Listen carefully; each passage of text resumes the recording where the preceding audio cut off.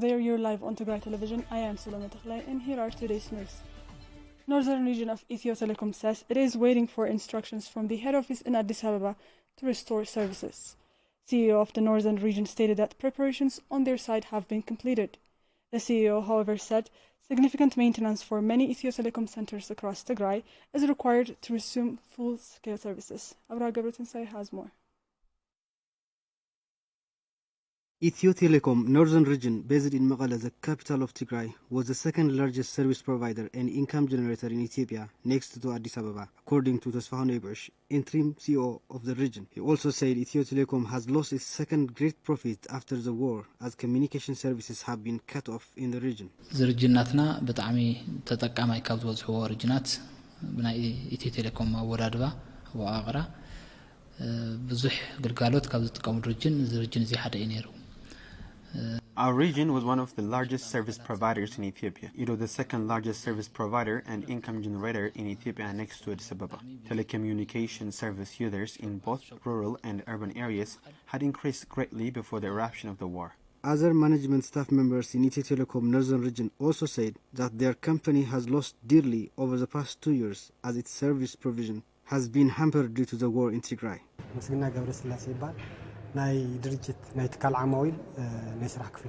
My name is Misgina Gabraselasi. I am Institutional Customer Service Officer. We use it to collect more than 20 million revenue on annual basis exclusively on the Institutional Customer Service Department, providing broadband internet and data service for different institutions, including banks and other companies. However, for the past 2 years, we were unable to provide services to our customers due to the war, and we have collected no income at all. شماي ጸጋይ በረባሃል አብ ኢትዮ ቴሌኮም ሪጅን ሰሜን ናይ indirect channel manager. I am called Tigrai Barha and I am indirect channel manager at Ethio Telecom Northern Region. We used to provide direct and indirect services to our customers before the war. Through indirect channel, we were reaching out our customers via partners, both wholesalers and retailers. We had 10 wholesalers and 142 sub-wholesaler partners with more than 30,000 retailers before the war. And we used to earn more than 3 billion birr, which we couldn't be able to get over the past 2 years. All our partners have also been out of job and had endured huge economic crisis. The management of Ethio Telecom Northern Region also said that they are optimistic about the peace deal signed in South Africa and they remain on standby to resume services to customers awaiting directions from the main office in Addis Ababa to recommence their services. ከም ርጅን ትናይ ውዕሊ ናይ ፕሪቶሪያ ዝተገበረ ናይ ሰላም ውዕል ስምምዕነት ንሱ ኣብ ተግባር ክሳብ ዝውዕል ንጽበይና ዘለና. As a region, we are waiting for the peace deal signed in South Africa to be implemented. We are waiting for directions from the main office in Addis Ababa. Our employees are visiting the office on a daily basis, hoping that there would be good news from Addis Ababa. There is nothing we can do on our own. What needs to be done can only be done based on directions from the federal government for services to be resumed. Restoration of telecom service is among the deals the peace accord covered, and we hope for it soon to be done. Our preparation is in place in our part.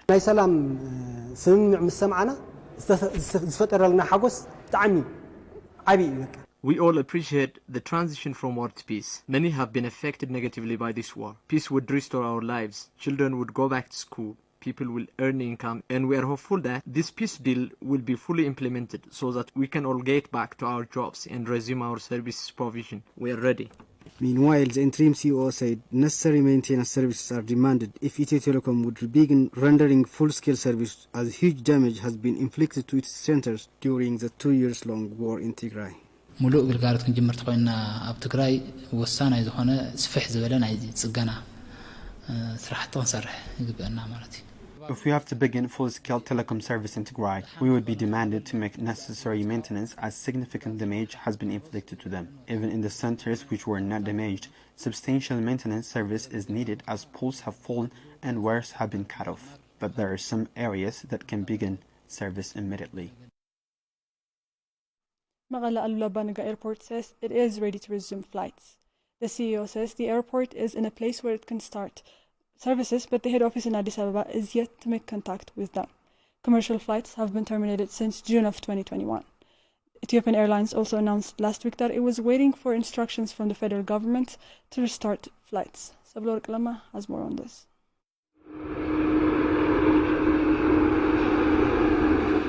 traveling from and to Tigray almost has been impossible since the start of the war in November of 2020, as all the transportation systems, including aviation, have been terminated.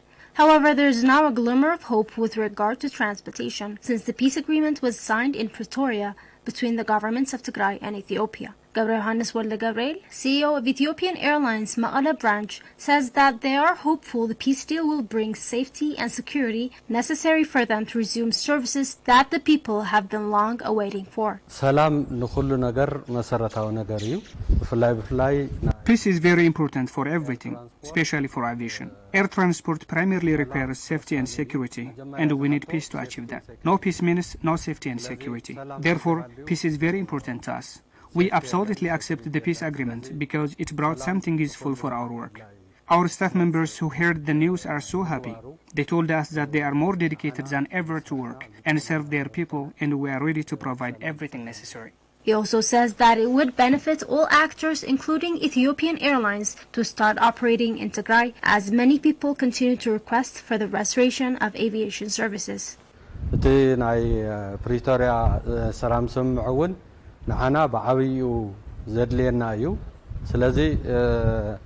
The peace agreement signed in Pretoria is very important for us. Japan Airlines will definitely benefit from this because we have customers as the business people, students, NGO workers, and so many more members of the society waiting patiently.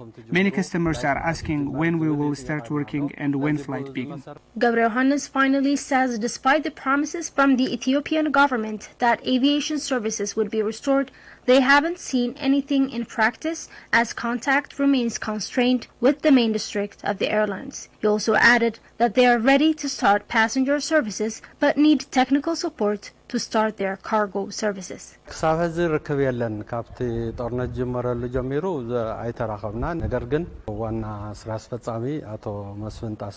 far, we have no connection with the main district. We haven't connected them since the beginning of the war. But we heard on the media where Mesfin Tasso, CEO of the Ethiopian Airlines, said that flights should start to Tigray. This is remarkable. We are more than ready to start our work. They can check if there are things missing. We use it to provide passenger service and cargo service. We have no problem of starting passenger service, but we have some machinery damage in the cargo service. So we need experts to either fix it or replace it. Other than that, we are ready to start giving service. It is to be recalled that it has been a week since Ethiopian Airlines announced its preparation to resume flights to Tigray, and yet nothing is implemented. Banking services too are yet to be restored almost a month into the agreement. Our reporter Haile Gabru visited a bank in Maqala and spoke with customers who say they are suffering as they remain unable to access their savings.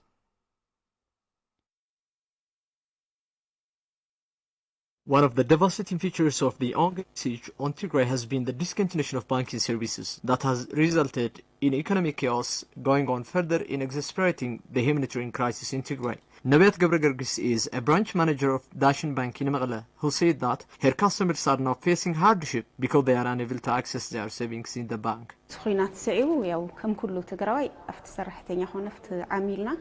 the war in Tigray, we're exposed to different socio-economic crises. We're not receiving our monthly salary. Our customers who deposited their money trusting our banks are now denied of accessing their savings. It's really awful indeed. Frankly speaking, customers with millions of deposits in our banks are now starved to death due to this situation. As bankers, we're also in plight.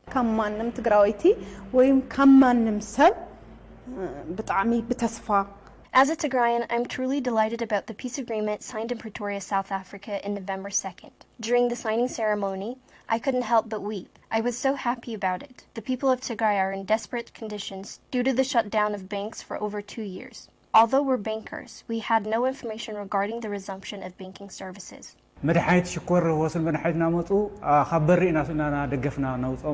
people with diabetes and blood pressure come to our bank to withdraw their deposited money, we are unable to help them at all due to the blackout, even though some of them have millions deposited in our banks. Now we have a glimmer of hope for peace so that we have started blowing our chairs and computers. Banks must be resumed soon. It's heartbreaking to see children and women just because you can't help them. It's heartbreaking to see children and women just because you can't help them. As bank employees, we are eating a single bread for a day. Besides, it's unaffordable at this time. On top of this, they also say that The Pretoria Peace Accord has brought them hope for an apparent resumption of banking services in the region, thereby improving the lives of many across the region. You couldn't understand the importance of peace unless you have it lost.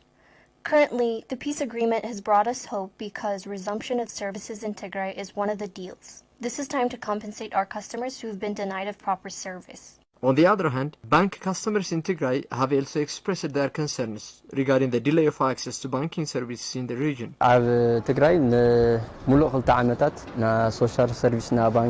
Basic services have been shut down for the past 2 years in Tigray.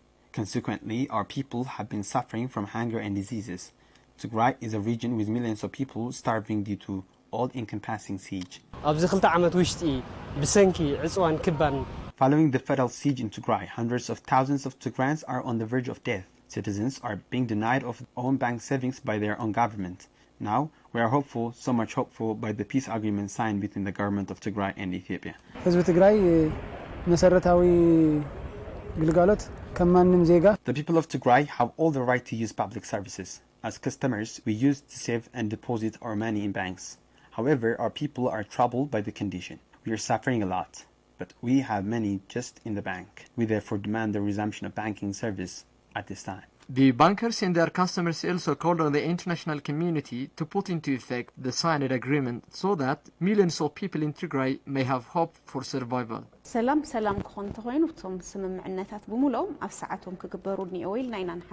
For sustainable peace, the agreement must be fully implemented in time. On top of this, both the negotiators and the warring parties must give due attention for the fruitfulness of the peace accord. The discontinuation of banking services, in addition to the ongoing siege imposed on Tigray, has led to more than 6.5 million people in the region still remaining in dire need of humanitarian assistance.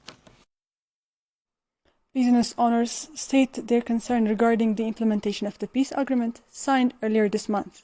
They say a delay in the implementation is having a huge impact in their lives, and many other Tigrayans who are still unable to fulfill basic needs. Meroniman reports.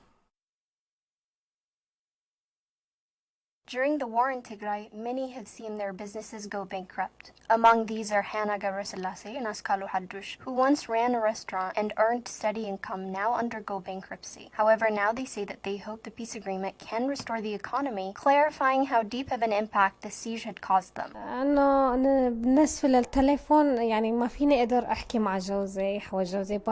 I can't communicate with my husband, who now lives outside the country. He can't even send me money. I'm in such a desperate situation at the moment, and my business has gone bankrupt. I have no means to raise my children. Hospitals have run out of medication. Therefore, we can't even get treated when we get sick. On top of this, we can't even get an ambulance service.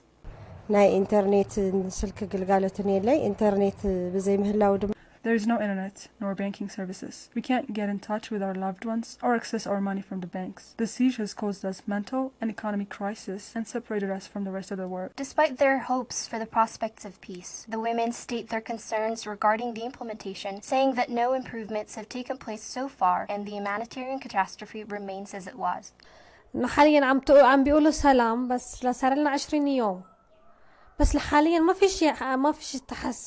They've been talking about peace, but there are no improvements in our situation to this day. We still wait in suffering. We still can't access our money in the banks. We can't even buy medications.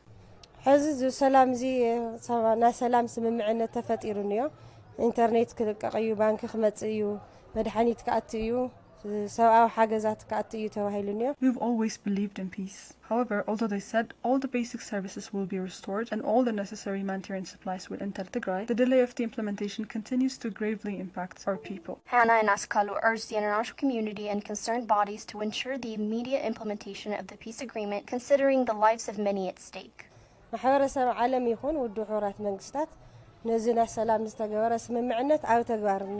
has been almost a month since the peace agreement was signed. The people in Tigray are in grave danger, especially the ones with chronic illnesses, expecting mothers and children. The international community and the UN must see the implementation of the peace agreement. Humanitarian supplies need to enter Tigray immediately. The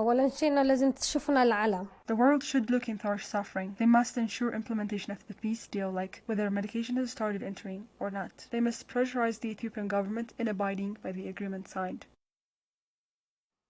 Kidney patients say peace deal signed in Pretoria has not yet brought any changes in their lives. Our reporter spoke with Haftam Abadi, a kidney patient in Adar Hospital, who says he is waiting for his death as hopes for the peace deal among patients get slimmer. Haftam Abadi has stopped visiting Adar Hospital, the only hospital in Tigray with dialysis service, as regularly as he should. Haftam came up with a decision after the hospital announced it cannot offer him the service he had been taking for over 3 years. However, Haftam rarely stops by the dialysis unit in Adar to ask whether the dialysis supplies have arrived at the gates of the hospital.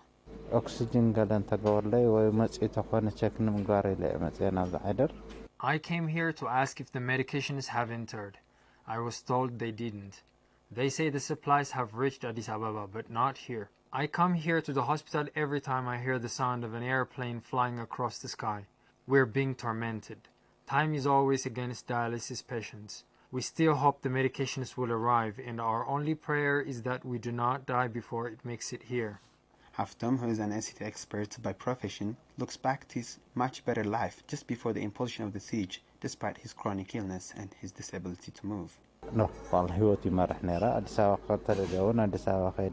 I had a good life. Even if I was going to Addis for training or something, I would just go and get my dialysis service there. Whenever I was in Maqala, I came here. But since the beginning of the siege on Tigray, I can't dare call my life living. I also can't figure out how I am going to survive.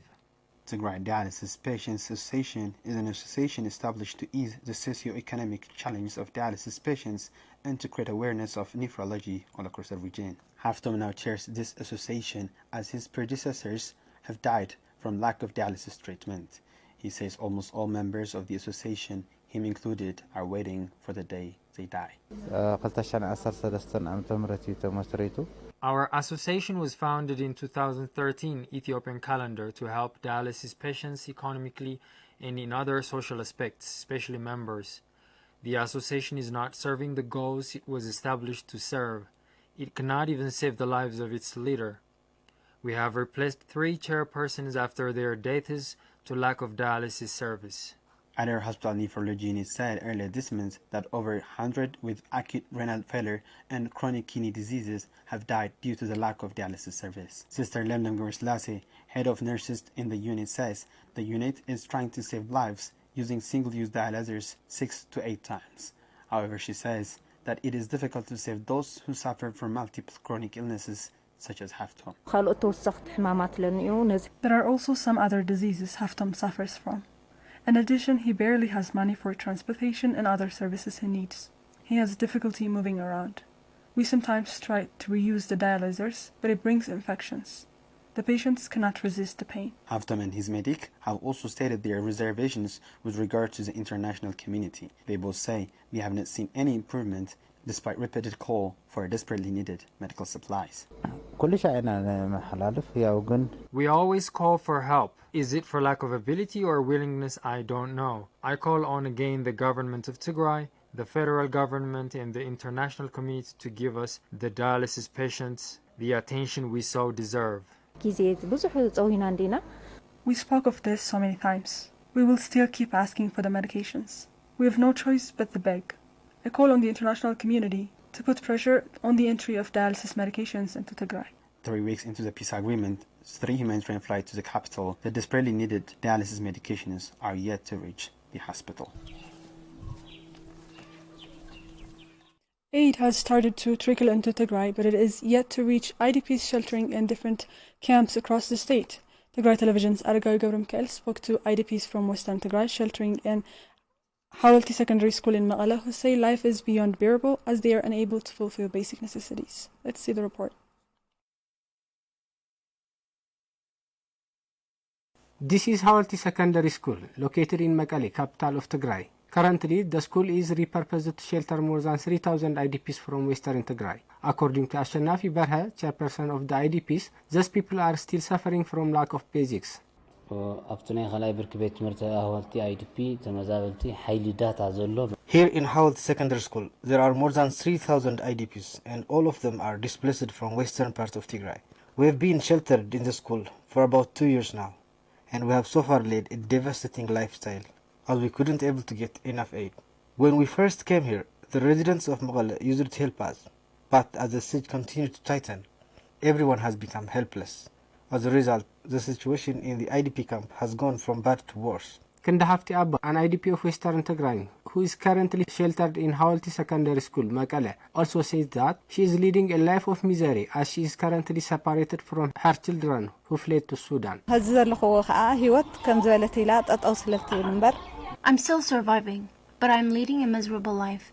I'm suffering here from hunger and lack of medicine, on top of having to always miss my children who fled to Sudan.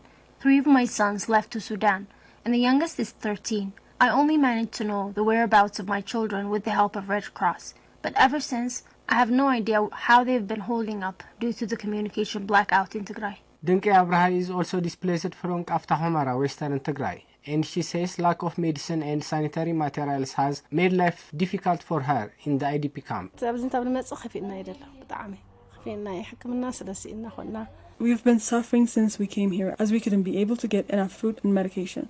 My condition doesn't allow me to eat whatever I can get. It forces me to be selective of my diet. So I've been through a lot of pain, and my body weight is declining each day, to a point where I faint almost every day. On top of this, there is lack of sanitary material in the IDP camp, and that has been one major challenge for me, as I'm unable to control my defecation and urine, forcing me to change clothes much more frequently. The IDPs also call for the immediate implementation of the signed peace agreement between the governments of Ethiopia and Tigray, so they can peacefully return to their hometown and meet up with their missing family members. I'm very delighted that both governments have reached such an agreement and making a decisive discussion. This is what I've been looking forward to, seeing many people suffer and die due to the bloody war each day. We have a bright hope now, believing that we will benefit greatly from the peace agreement. So we hope to work and live in peace, and most of all, to meet with our children who fled to Sudan. And we also hope to send our children to school peacefully so they can learn important things to rebuild their country. Well, that's all for the news hour. Thank you for joining us. Bye for now.